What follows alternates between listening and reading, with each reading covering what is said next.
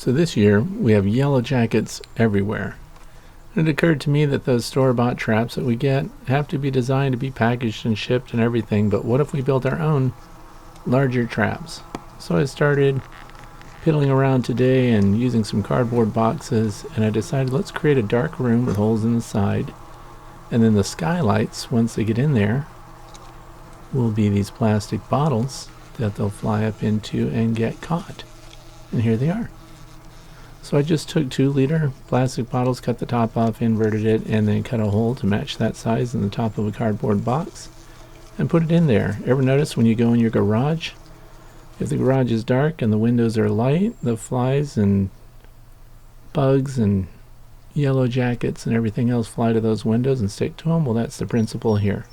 And then I decided to make these little covers for the entries to create even more shades so that once they fly through to go in, they're encouraged to follow the light out into my little bottles of certain death. That's just photography, gaffing tape there that's holding them on. Just fun to play around.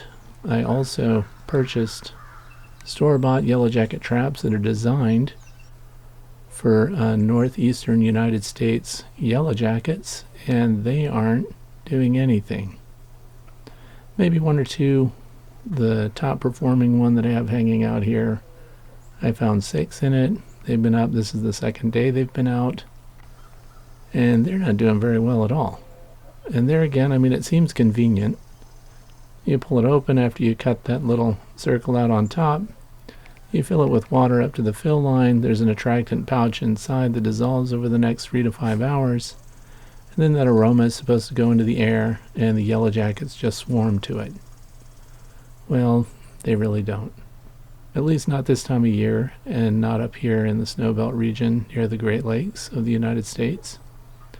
Follow the instructions. They also have a west of the Rockies version, so this is the east version. But when you compare that to my homemade trap here that's really kind of garbagey, my homemade traps are just outperforming it like crazy. Of course, when it rains on these cardboard boxes, they're eventually going to give in. I also decided to come back and drill some little holes in the top of these bottles so that the air would flow through. You can put any kind of bait inside the box, and the yellow jackets will just go right in the holes. And then when they're done eating whatever it is, they fly up into your traps. I also have root beer trap going on here. To the left, I have other formulas. I'm just testing everything.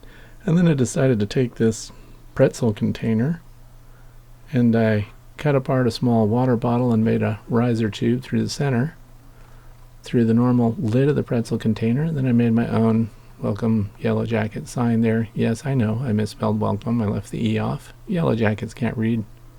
And then they just go in there, they go up into the bottles, and you've trapped them. So if you're trying to keep honeybees out, I did notice one honeybee that went up into one of these traps, but the rest were all yellow jackets.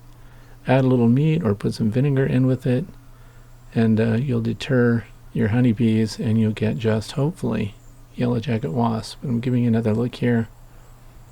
These rescue yellow jacket traps were a complete waste of money for me anyway. Maybe they work better in spring. Maybe they're awesome in the summertime. But here in early October, they really aren't performing at all.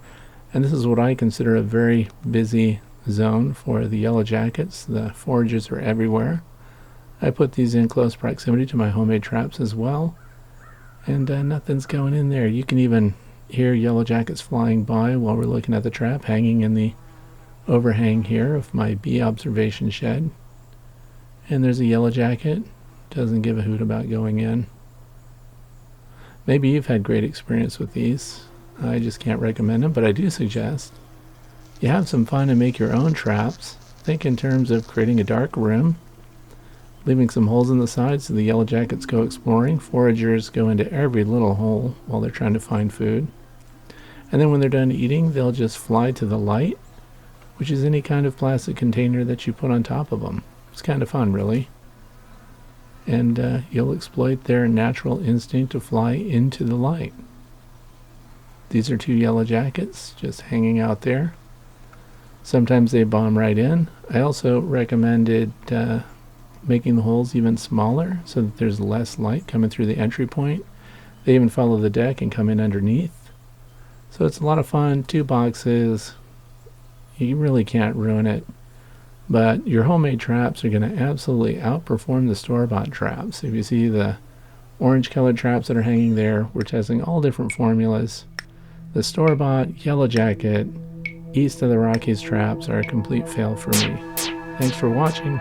Have fun making your own and maybe make a video and share it with the rest of us.